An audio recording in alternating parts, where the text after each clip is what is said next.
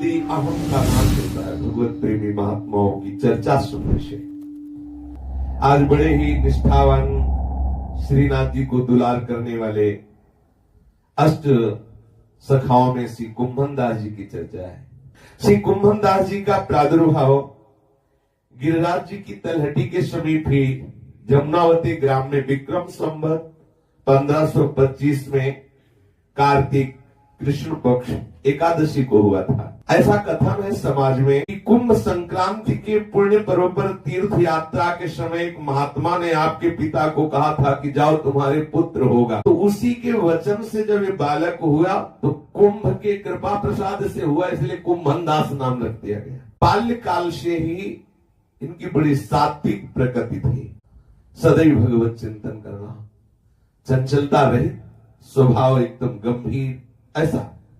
अब जो थोड़ा बड़े हुए कवित्व शक्ति इनके हृदय में विराजमान थी। वो कुछ बातें होती है जो भगवत प्रदत्त होती है। और घर में जीविका के लिए थोड़ी सी खेती थी, कृषि, उसी से कुटुंब का भरण पोषण होता था। बड़ा आनंद पूर्वक इनका भजन साधन करते हुए समय कटने लगा।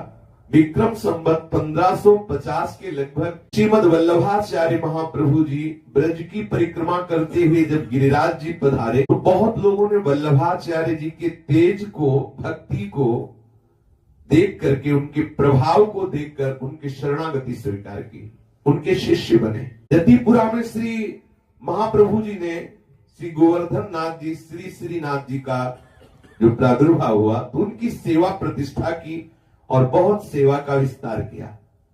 महाप्रभु श्री वल्लभाचार्य जी के प्रभाव को सुनकर श्री कुंभनदास जी भी दर्शन करने आए। देखते ही प्रभावित हो गए कि वो जिनकी मैं चाह कर रहा था वो ये ही है। ऐसा होता है।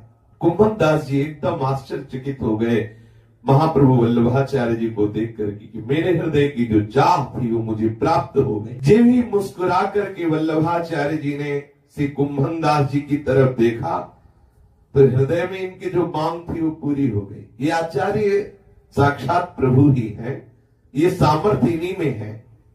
तत्काल उनके हृदय में बड़ी दिव्य दिव्य लीलाएं स्फुरित होने लगी।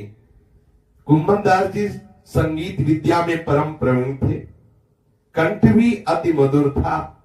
अतः श्रीमद वल्लभाचार्य महाप्रभु ने आपको श्री श्रीनाथ जी के समीप ले गए और कहा इनको पद सुनाओ और नित्य इनकी कीर्तन सेवा में तुम्हें प्रदान करता हूं। पद कीर्तन सेवा, रोज आकर समय से श्री श्रीनाथ जी को पद सुनाया करो। श्री कुंभनदास जी श्री श्रीनाथ जी के सामने बैठते और सुंदर जो उनके हृदय में लीला स्फुरित होती वही गायन करते। देखते श्रीनाथ जी की शोभा। श्री महाप्रभु जी कुंभनदास जी के पद सुनकर बहुत प्रसन्न हुए। गुरु को प्रसन्न देखकर कुंभनदास जी अपने को कृतार्थ मान रहे। एक बार एक दुष्ट यवन ने पश्चिम दिशा से आकर ब्रज क्षेत्र में अत्यंत ही उपद्रव किया। वो प्राय मंदिरों को ही लूटता और मूर्तियों को तोड़ता फोड़ता था। अब वो दुष्ट यवन ब्रज में प्रवेश किया, मंदिरों को तोड़ना, मूर्तियों को तोड़ना, लूट लेना। जब ये बात यहाँ श्री श्रीनाथ जी के परिकर को सुनने को मिली कि यवन की पूरी सेना आ रही है, मंदिरों को तोड़ा फोड़ा जा रहा है, ठाकुर की भी छवि को तोड़ा जा रहा है, सब लूट लेते हैं वो लोग, और गिरिराज जी की तरफ वो सेना आ रही है। जब 5 कोस दूर ही ये यवन लोगों का पड़ाव पड़ा तो श्री श्रीनाथ जी की सेवा में सद्दू पांडे, श्री मानिक चंद जी, श्री रामदास जी भितरिया, श्री कुंभनदास जी ये रहते थे। ये सभी सेवाधिकारी जन आपस में विचार विमर्श करने लगे कि अब क्या किया जाए। तो बोले कि श्रीनाथ जी से पूछ लिया जाए कि क्या किया जाए। तो श्रीनाथ जी से पूछा अब क्या किया जाए। म्लेच्छ छाया सेना से, बोले हमको लेके भाग चलो, हमको लेके भाग चलो। देखो ये दुलारे प्यारे लाल जो है ना, कोई भगवान तो है नहीं कि चिंता मत करो सुदर्शन चक्र से हम नष्ट कर देंगे, नहीं, क्योंकि लाल है ना। पुष्टि मार्ग में यशोदा भाव से दुलार करते हैं आचार्य चरण, और सखा भाव से ये महापुरुष जन दुलार करते हैं। तो आखिरकार बहुत ही नौ किशोर लाल जो है उधर बहुत ही छोटे पालने वाले ठाकुर जी हैं। ठाकुर जी बोले हमें टोड़ को घनो अर्थात बहुत निर्जल स्थल वहां ले चलो।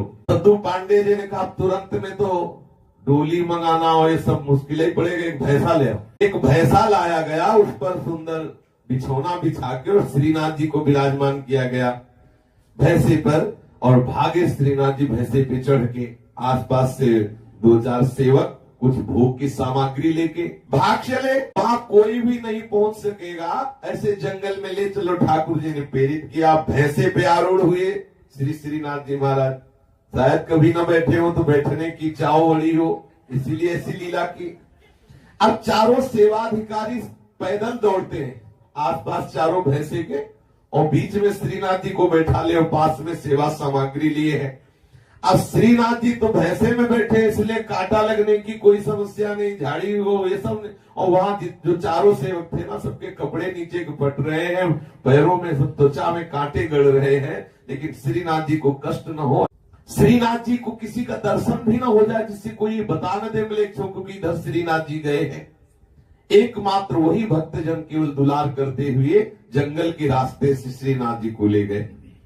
भैंसे पे सवार श्रीनाथ जी को तो कोई कष्ट हुआ नहीं, जगह जगह पे थोड़ा भोग लगा देते, चक्क पाते, परंतु सेवकों के सब कपड़े फट गए, उनके पैरों में बहुत झाड़ियां उलझ गई, बहुत से कांटे लग गए। अब निर्दिष्ट स्थान पर जहां ठाकुर जी ने कहा था वहां पहुंचे, एक सुंदर चबूतरे पर थोड़ा वस्त्र बिछाया, श्रीनाथ जी को भैंसे से उतार कर विराजमान किया। कहा कि देखो भोग तो इतना ही है, अब कई दिन लगाना पड़े, यही भोग है, तो थोड़ा भोग पालो। ठाकुर जी ने कहा नहीं, संपूर्ण भोग रखो, हमें भूख लगी। बोले फिर आगे के लिए व्यवस्था नहीं है ना, इतने भोग है, थोड़ा थोड़ा पालो। बोले नहीं, पूरा भोग लगाओ। कहा जय जय भोग, अब देख लो, यही बाल भोग है, यही राज भोग है, यही बयारू है, अब आप देख लो। बोले नहीं, सब इकट्ठे रखो, एक बार में ही रखो।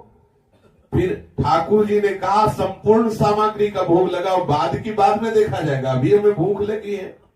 सेवाधिकारियों ने कहा जैसी आपकी आज्ञा। ठाकुर जी के सामने भोग रखा गया। ठाकुर जी ने कहा हमें थोड़ा शर्म लगती है, अगल बगल हो जाओ फिर हम पाएंगे। तो बोले आज तो आश्चर्य की बात है, हम लोगों से भी इनको क्या शर्म, रोज तो वो खेलते हैं खाते हैं हमारे साथ, फिर आज ऐसा क्यों कह रहे हैं। हो सकता है कि भाई आप कोई नई लीला करनी हो, तो छुप गए लताओं के आसपास। इतने में बैठ के चुपचाप देख ही रहे थे कि देखा श्री लाडली जी पधार रहे। श्री जी बोले अच्छा इसलिए कह रहे थे मुझे शर्म लग रही है, तुम छुप जाओ। हाँ, अब श्री जी महाराज पधारी और बहुत से सुंदर व्यंजन जो ठाकुर जी के सामने दोनों मिलकर चख पाए। बोले अच्छा इसीलिए सब